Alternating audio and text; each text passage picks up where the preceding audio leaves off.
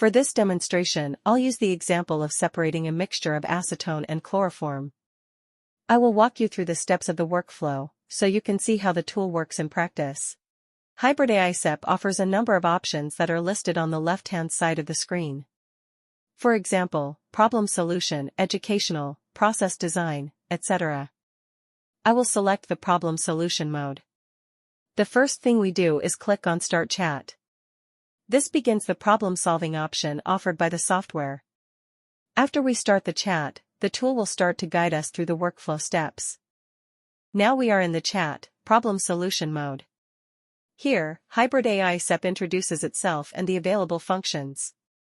Note that the text highlighted in blue indicates that explanations are provided for the corresponding text. To proceed, we will need to click on the blue arrow related to the next step. Note also the terms load and save at the top right-hand corner. They are used to open previously saved chat sessions or to save a new chat session. To continue, I'll click on Separation Mechanism. This is where we will tell the tool what kind of problem we want to solve. After we click on Separation Mechanism, there are 3 selection choices. If you're not sure which one to pick, you can click on the blue text, and it will take you to the definition of that term. Feasibility: this type of problem evaluates if the objectives or goals can be achieved. For instance, it checks whether separation of a specified mixture of compounds is feasible, based on the available separation mechanisms. Verification: this type of problem verifies if a proposed separation can be achieved through the in-house model and database analysis. Process design: this option guides the user through the steps to design and simulate the operation of a selected separation technique. In this demonstration, I will click on Feasibility, since we want to check the feasibility of separating a mixture of acetone and chloroform. Note that if in the text box on the right-hand side with blue boundary shows the text view files, then it indicates that Hybrid AI-sep has additional information in its knowledge base in the form of short descriptions of the involved theory. Next, Hybrid AI-sep needs more details of the problem we would like to solve. So, we will provide mixture details. Here, we have 4 options. 1. Separate a mixture of 2 compounds, if you already know the mixture. 2. Remove one compound from a mixture. If we only know one compound, the tool will guide us to select the other compound. Note that this option is still under development. 3. Find a binary azeotrope. If you don't know the mixture, the tool will guide you to select a mixture. 4. Find a close boiling mixture. If you don't know the mixture, the tool will guide you to select this type of mixtures. In this demo, we already know the mixture, so we will click on option 1, separate a mixture of 2 compounds. The next step is to specify the compounds in the mixture. We'll do this by using the PSE for Speed database, which is available within this tool. So here, I'll click Search Compound from Database. A search window pops up. To find acetone, I'll search by IUPAC name. I type acetone and select it from the list. Now acetone is selected. I'll repeat the same step to search and select chloroform. Now we can see that both acetone and chloroform have been added as our mixture. Now, let's check the state of this mixture under standard conditions. The tool shows us that under standard conditions, the mixture is liquid. That's because the melting points are below 273 Kelvin, and the boiling points are above 303 Kelvin. This means we can separate this mixture using separation techniques that involve VLE, LLE, or SLE. Selection of an appropriate separation technique can be easier if we know in advance the type of mixture we need to separate. So, we will check if the mixture is close boiling or forms an azeotrope, because they will indicate a difficult separation or not suitable for conventional separation processes like distillation. All I need to do is click on option 1 here. The tool shows that our mixture is close boiling. For close boiling mixtures, the tool suggests possible methods like extractive distillation, liquid extraction, or crystallization. Now let's also check if the mixture forms an azeotrope. The tool confirms that acetone and chloroform form an azeotrope. As the tool found multiple datasets, I will select the azeotrope data at 101.32 kilopascals, which is standard atmospheric pressure. Then, I submit this data. Once the azeotrope is identified, Hybrid AI-sep suggests that we can use a solvent-based extraction process as the separation technique. As there are different solvent-based extraction techniques, I now need to choose which separation method to apply. The tool suggests VLE-based separation, so that's the option I'll go with. Next, I decide between two VLE methods, solvent-based extractive distillation, or pressure swing distillation. For this demo, I'll choose solvent-based extractive distillation. Note that for pressure swing distillation, I will also need to check if the azeotropic composition moves with pressure, which Hybrid AI-sep can also find for us. To continue with solvent-based extractive distillation, we need a suitable solvent. So, I'll search for solvents in the database. Two solvents are found in the database. In this case, I'll select 1-hexanol. Now, with the solvent selected, we can check the ternary VLE diagram for a mixture of acetone, chloroform, and the solvent, 1-hexanol. The ternary diagram will show us the distillation boundaries, residue curves, existence of azeotropes, and many more. Hybrid AI-sep has an in-house tool to computate the ternary diagrams. Theory related to ternary VLE diagrams are also available as an educational aid. To do this, I'll click on Run Process Design Studio to generate the ternary diagram. Here we see the ternary VLE diagram for acetone-chloroform 1-hexanol. Let me explain how to read this diagram. Each vertex of the triangle represents a pure compound. Any point inside represents the composition of the residue liquid in equilibrium with a vapor phase. The curves in black indicate the residue curves started at different compositions. Note that all the residue curves ultimately end at the higher temperature and start at the lowest temperature. If there are any binary azeotropes, they will be shown on the binary lines of the ternary diagram, that is, acetone-chloroform, acetone solvent and chloroform solvent. It can be noted that the binary azeotrope between acetone and chloroform has been identified. The red curve indicates a distillation boundary, that is, a residue curve connecting the azeotrope with the highest temperature vertex. This means that a feed mixture below the boundary cannot give a pure chloroform product in a single distillation column and vice versa for a feed above the boundary for acetone. As no phase slit is shown in the ternary VLE diagram, this means an extractive distillation column giving acetone as the top product and THR solvent plus chloroform as the bottom product is feasible. Note that a second separation technique is needed for separation of chloroform from the solvent. To check the feasibility of the second separation step, the VLE for the binary pairs of acetone solvent and chloroform solvent needs to be analyzed. Note that Hybrid AI-sep provides the theoretical background for ternary VLE discograms and binary VLE diagrams and their role on distillation-based separation feasibility. Now we're going to check the VLE of acetone with the solvent, 1-hexanol. To do this, I'll click on Calculate VLE for Hybrid AI-sep to start the computations. This is the VLE diagram of acetone with the solvent. The x-axis shows the liquid phase composition, and the y-axis shows the temperature. For the VLE diagram on the left.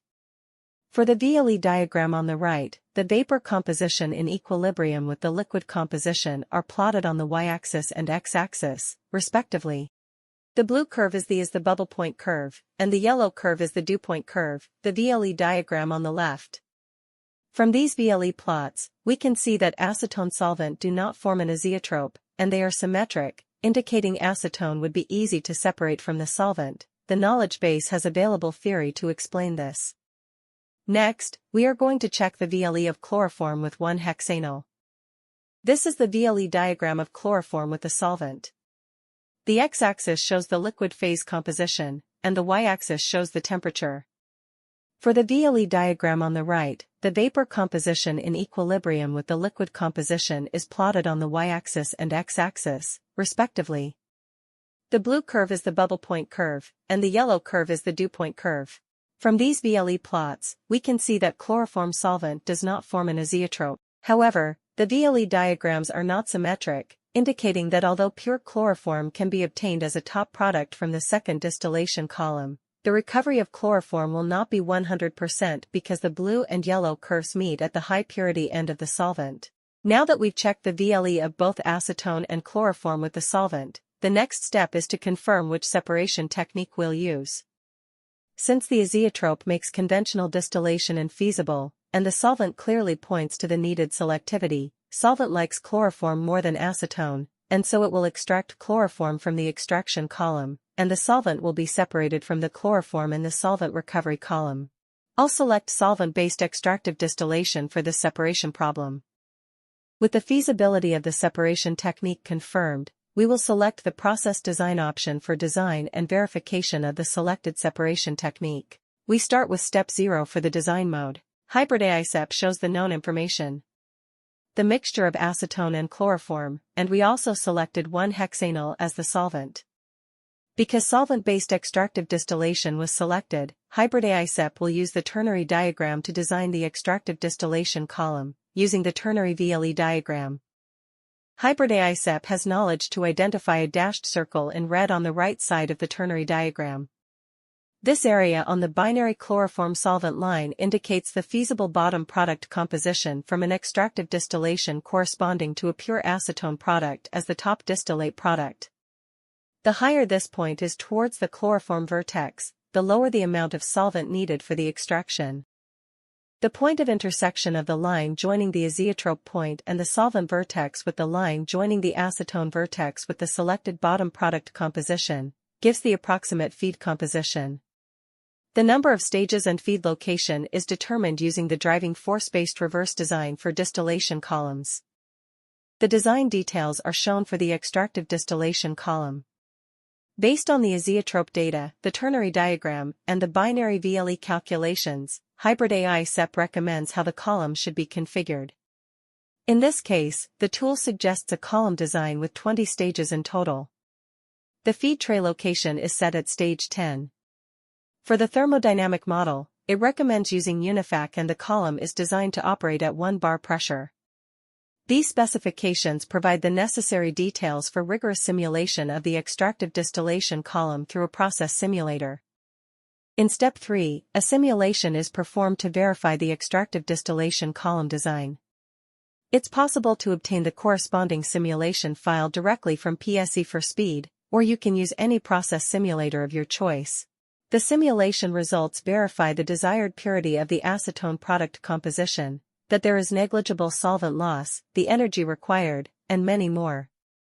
In step 4, we move on to designing the solvent recovery column. The feed stream entering this column comes directly from the extraction column.